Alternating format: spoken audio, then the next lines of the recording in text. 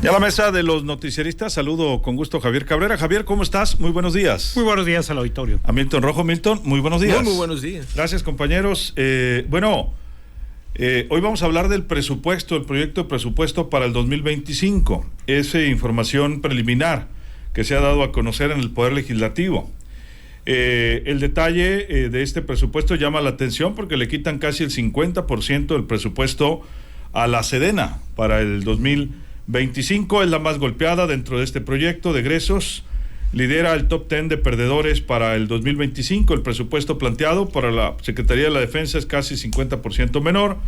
Se proyecta entregar 151,995 millones de pesos a la Sedena, 43.8% en términos reales de lo que recibió en 2024.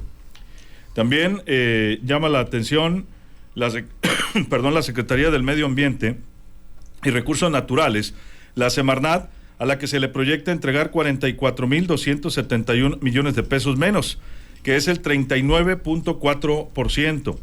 La Secretaría de Seguridad y Protección Ciudadana ocupa la tercera posición como la dependencia con la reducción más pronunciada. En el presupuesto de que la nueva administración federal, liderada por primera vez por una mujer en la figura de Claudia Sheinbaum, plantea a la Secretaría de Seguridad 70,422 millones de pesos, que es 36.2% menor a lo que fue entregado en 2024. La Secretaría de Salud recibiría, también de aprobarse, tal y como está el presupuesto, 66,693 millones de pesos, una reducción del 34%. La Comisión Reguladora de Energía está en la quinta posición. De entre las 10 con mayor reducción del presupuesto, el dinero planteado es de 200 millones de pesos, 32.9% menos. También llama la atención el área de cultura, con un presupuesto de 12,081 millones de pesos, 30.8% menos. La Secretaría de Energía, 138,307 millones de pesos, 31.3% menos. Y bueno, también el INEGI, que trae una reducción considerable. Ahorita hablaremos de los que traen más presupuestos. Saludo a Francisco Arismendi. Francisco, muy buenos días. Buenos días, Sinaloa. La Secretaría de Infraestructura, Comunicaciones y Transportes se le proyecta 140,799 millones de pesos, cantidad 72% mayor a la de este año. Y también la SEDATU es la ganadora en este presupuesto de egresos, con 183.3% más que este año, entre otros. Javier. Mira, ha sido una gran sorpresa, ¿no? Lo que está sucediendo y lo que estamos viendo en el presupuesto que se tiene para el 2025. ¿Y esto de qué nos habla? Que se tiene un problema financiero bastante complicado. Lo habíamos comentado antes que concluyera el anterior sexenio, que las cosas no se veían muy bien para el próximo año, porque tenía un gran compromiso por los recursos económicos que Andrés Manuel López Obrador gastó durante su sexenio. Estamos viendo análisis de expertos en la materia, cómo él durante su sexenio no solamente consumió ese fondo de estabilidad de más de 300,000 millones de pesos que le habría dado Peña Nieto, se lo consumió. Y hay que recordar que muchos también fideicomisos también que desaparecieron, se fueron consumiendo. Bueno, pues hoy estamos pagando estas consecuencias y estamos viendo pues el ajuste que tuvo que hacer en el presupuesto. Pero lo que más nos llama la atención es que haya quedado el secretario de Hacienda de López Obrador en los errores que han cometido, porque han ido rectificando. Recordar el escándalo que inicialmente se armó cuando se dio a conocer que se había reducido el presupuesto a la UNAM. Tuvieron que salir a rectificar y decir que no, que había habido un error en el cálculo y después hicieron las modificaciones, pero también no se habían dado cuenta que también en este recorte iba el Instituto Politécnico Nacional. Ambas instituciones sí van a recibir un leve incremento, sí van a recibir con relación a lo que están recibiendo este año. Pero lo que se está viendo es que el resto de las instituciones de educación superior, y yo creo que en ellas va a ir la Universidad Autónoma de Sinaloa y la Universidad de Occidente también, es que van a tener una reducción en cuanto a los presupuestos que se les va a asignar para el 2025. Y esto va a causar pues bastante polémica y bastante revuelo. Pero no solamente son esos sectores los que van a resultar afectados, uno de ellos tiene que ver con la salud. Y ayer expertos en la materia y sobre todo algunos diputados muy avesados ayer daban una explicación muy bien cómo va a quedar el presupuesto para la salud. Y decía los expertos que normalmente la mayoría de los recursos los va a usar o los va a ejercer el director del Instituto Mexicano del Seguro Social, y daba los razonamientos sobre por qué, por los programas como están diseñados, y ahora con el Instituto, con el IMSS Bienestar, todos los recursos que se van a canalizar.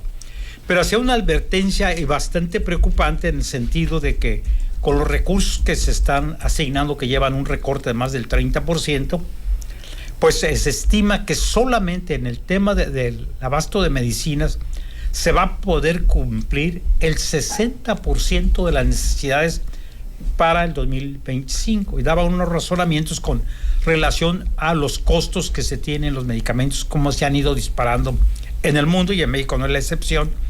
Y decía él cuánto habría costado este año el costo de los medicamentos en las consolidadas y cuánto va a costar para el próximo año. Y él decía que incluso es difícil que para el mes de marzo se empiecen a hacer las primeras compras, porque ya se había hecho una licitación, la cual tuvo que ser cancelada, porque no tenían todavía el presupuesto ni siquiera proyectado, todavía no está aprobado.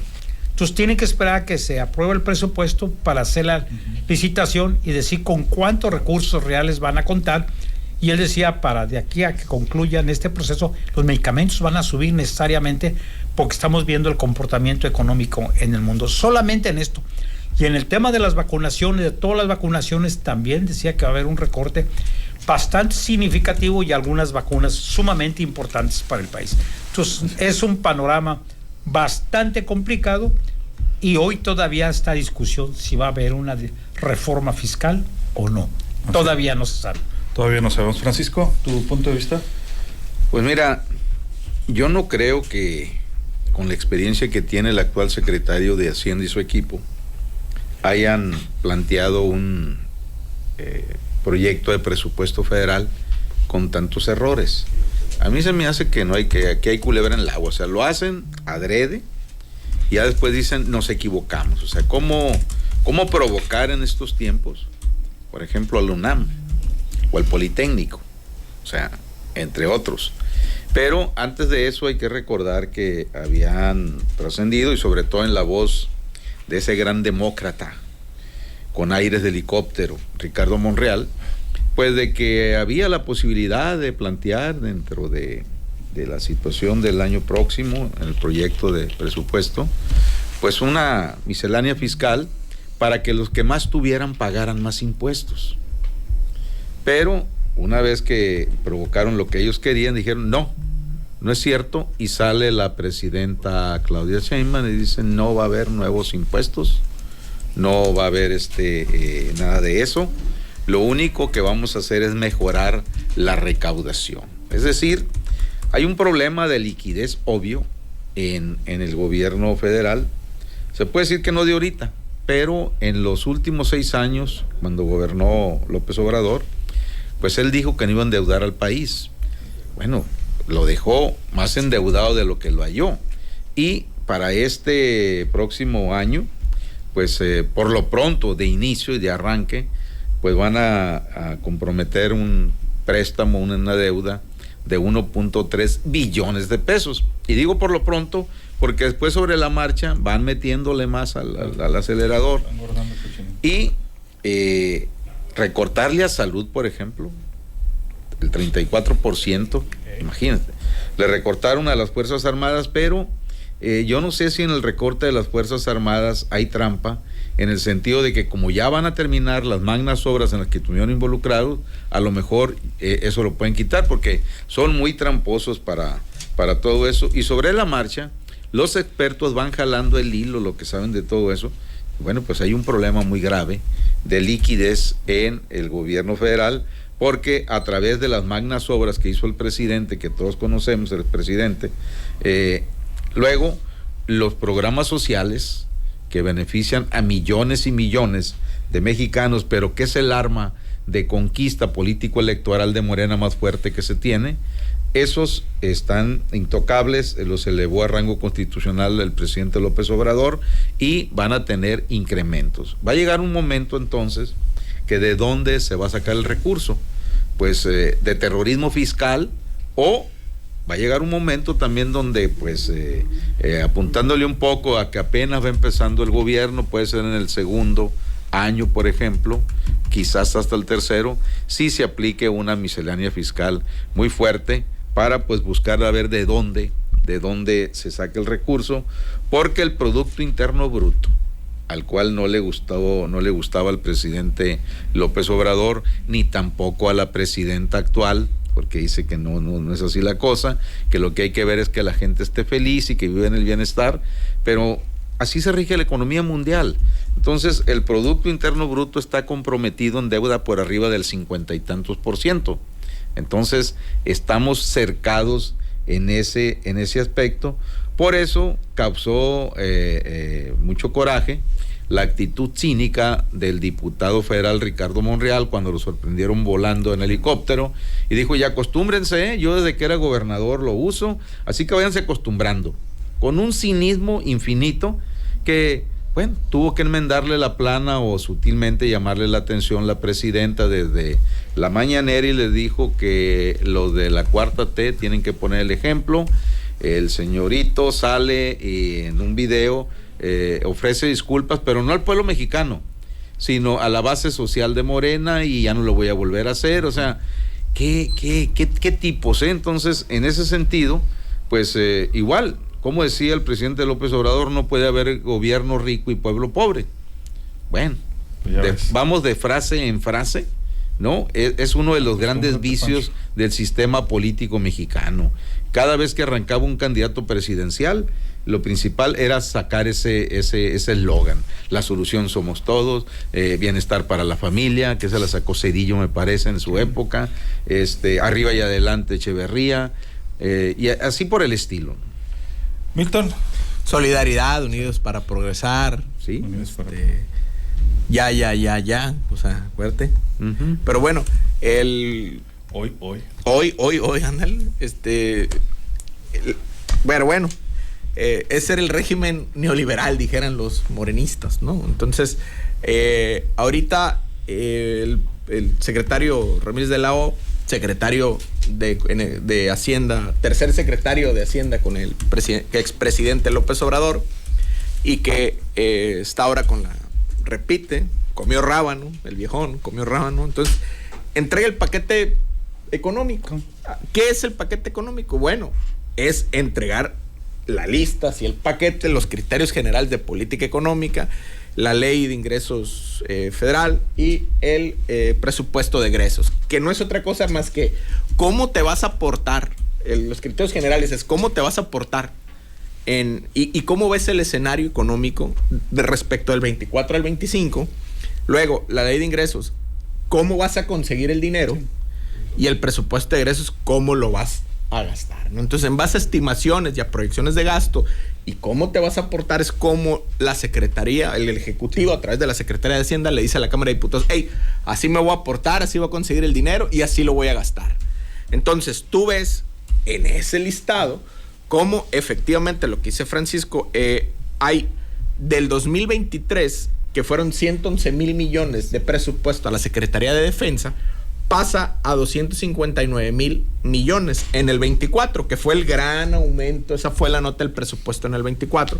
Como la Sedena pasa, ¿por qué? Porque eran las obras, y ahora lo devuelven a 152,000. Pero del 23 al 25, salvo ese gran aumento, si comparas 23 nomás con 25, hay un aumento de 41,000 millones de pesos en la Sedena. Claro, está el 24 con esos 259,000, que eran las obras, las grandes obras insignias, el AIFA, el Tren Maya, y Dos Bocas. Entonces, obviamente no deja de perder la Sedena su preponderancia en el sector de la construcción, pero le empiezan a dar, le quitan recursos. Pero recordemos que al final del día la Sedena va a ser ese instrumento de migración y va a ser una extensión de la Border Patrol, porque Trump trae muchas agendas con México, pero la agenda de migración, esa no la va a soltar. Entonces, se están preparando también ¿para qué? Para fortalecer a la Guardia Nacional en el Suchiate y en la frontera. Luego lo que decía Javier, la salud. O sea, con todas las situaciones que hay en provisión de medicamentos y de inversión, pues la salud de 97 mil millones bajó a 66 mil. O sea, casi más del 30% el recorte a salud. En energía, que es la gran agenda ahorita de los países industrializados, pues para abajo también. 167 mil millones en el 24 a 138 mil millones. Básicamente, esos son los recortes que se están viendo. Y bueno, el 74% de los ingresos son no petroleros. El 1.24 pues es de IMSS, y petroleros son el 12.3% de los ingresos que prevén ahorita tener el gobierno federal. Entonces, ahorita lo que estamos viendo, y hay un recorte al INE con elección de jueces, ¿no? O sea, le avientas la elección de jueces al INE en la Cámara, pero también en la Cámara, pero también Hacienda dice, bueno, te voy a recortar. Uh-huh. Oye, dicen el INE, pues, pero quieres que te saque la elección de jueces y magistrados. O sea, ¿cómo le voy a hacer si es la elección más cara que una presidencial? Entonces, esas son las paradojas de Morena, pues, que entiendes. Y luego, en la Cámara, pues, ya ahorita estás viendo casi una calca guinda de Manlio y Emilio Gamboa. O sea, Adán Augusto y Ricardo Monreal, haz de cuenta, se sienten los vicepresidentes ahorita, así como Manlio y Emilio con Calderón y con Fox. Haz de cuenta que estás viendo esa ala dura del morenismo ahí, ¿no? O sea, compartiendo el poder. Javier, el tema entonces, ¿a dónde se va a ir todo este dinero? ¿O de plano es porque ya no lo vamos a tener? No, el problema es que no hay dinero. O sea, el problema es que efectivamente, como lo explicó muy bien Milton, el presupuesto, la ley de ingresos, el presupuesto de egresos se basa en las proyecciones que se tienen de cuánto estimas que vas a recaudar. Uh-huh. O sea, cuánto dinero, haces una proyección y empiezas a distribuir por áreas prioritarias, pero estamos viendo que áreas prioritarias, sobre todo que tiene que ver con la salud, que venimos de una pandemia bastante y que todavía no salimos muy bien de ella librado, pues viene un recorte de un 30%. ¿Cuáles fueron los mayores reclamos que tuvo López Obrador? Incluso manifestaciones que le dieron vuelta al asunto. Pues el tema del abasto de los medicamentos. Y lo que se está viendo por este recorte es que va a haber un recorte bastante fuerte, hasta puede llegar al 40% en los medicamentos. Entonces, ¿qué se va a hacer? ¿Cómo vas a resolver cuando el ofrecimiento es que ibas a dejar un sector salud como Dinamarca? Entonces ese discurso ya se acabó. Y el nuevo gobierno, pues está enfrentando una crisis severa. Y hablar de una reforma fiscal es lo más impopular que hay en cualquier gobierno. O sea, cobrarle más impuestos. De por sí que es un problema que la mayoría no quiere pagar impuestos, y vemos y mucha gente que dice, los que están cautivos, oye, es que hay un amplio sector de la población que no paga impuestos, que tiene una actividad económica, claro, que no está registrada, y se ha hablado de hacer incentivos, no en este sexenio, en anteriores sexenios, de hacer incentivos de que todos los que están en la informalidad, pues los metas y promoviéndoles que tengan derecho a la salud, pero no logras con eso. ¿Por qué? Porque la gente dice, bueno, ok, me meten al Seguro Social, tengo que pagar cuota al Seguro Social, tengo que pagar cuota al Infonavit y tengo que pagar impuestos. Y esto se me puede ir a casi un 40% o más de los ingresos. Entonces, de esta forma, no pago nada, no tengo servicio de salud, pero igual, que ahorita dices, ¿para qué quiero tener el servicio de salud si no voy a tener ni siquiera medicamentos? Entonces es un grave problema, y lo que se había planteado, y los que muchos piensan de dónde van a sacar dinero para los programas sociales, la proyección que se tiene ahorita en los temas fiscales tiene que ver que se están metiendo, y qué bueno que se están metiendo, con todas las empresas de origen chino, comercio chino, que se dice que pueden estar evadiendo impuestos porque están metiendo productos refacturados, y obviamente que autoridades aduanales están de acuerdo con ellos y les están haciendo revisiones bastante fuertes, y el tema de las plataformas, de todos los servicios de plataformas que se tienen, tanto de taxi, de comida y servicios de hospedaje, para tratar de recaudar por esta vía. En ese asunto sí van avanzando. Así es. Francisco, tu conclusión. Y a propósito de lo que dices, Cabrera, de la situación de los empresarios chinos que pues ya están inundando cada día más a México, esa es parte de por qué el gobierno de Canadá ha deslizado que dejar a México fuera del Tratado de Libre Comercio, sí, por esa situación, pero y Estados Unidos también. Y Estados Unidos también, pero Canadá es el que inicia, y la presidenta Sheinbaum le recordamos a Canadá que Estados Unidos no lo quería en el TLC, y fue México el que dijo métete, etcétera, etcétera. Y cada vez que se toca el tema en medios generales sobre la situación, el crecimiento de los empresarios chinos en México, inmediatamente la respuesta de los gobiernos federal, estatal y hasta municipales es: cumplen con todos los requisitos, no hay ningún problema, y pues están brotando, vamos a decir, como hongos por todos lados, y tienen una gran demanda por toda la diversificación de productos que venden a bajo precio. Tienen mala fama, con todo respeto, pero bueno, vas y compras algo barato que te puede servir temporalmente, ¿no? Comparado con otro tipo de mercado. Por ejemplo, en el Fuerte ya hay como 2 o 3 tiendas chinas en el Fuerte, fíjate. ¿Ya hay? Sí, hay como 2 restaurantes chinos, chiquitos, pero ya hay. ¿Cuántos hay aquí? Bueno, ¿cuántos hay aquí? En fin. Entonces, bueno, hay que recordar que el comercio ya por los 30 de Sinaloa lo controlaban, y Sonora lo controlaban chinos. Sí, y cuando don Plutarco Elías Calles prácticamente les dijo: o se van o los matamos. Una persecución. Pues fue una persecución inhumana esa, y pues muchas familias de origen chino tuvieron que remontarse a lugares de la sierra, etcétera, para tratar de salvar cambiar los apellidos. Cambiar hasta el apellido. Y bueno, pues los chinos son muy trabajadores.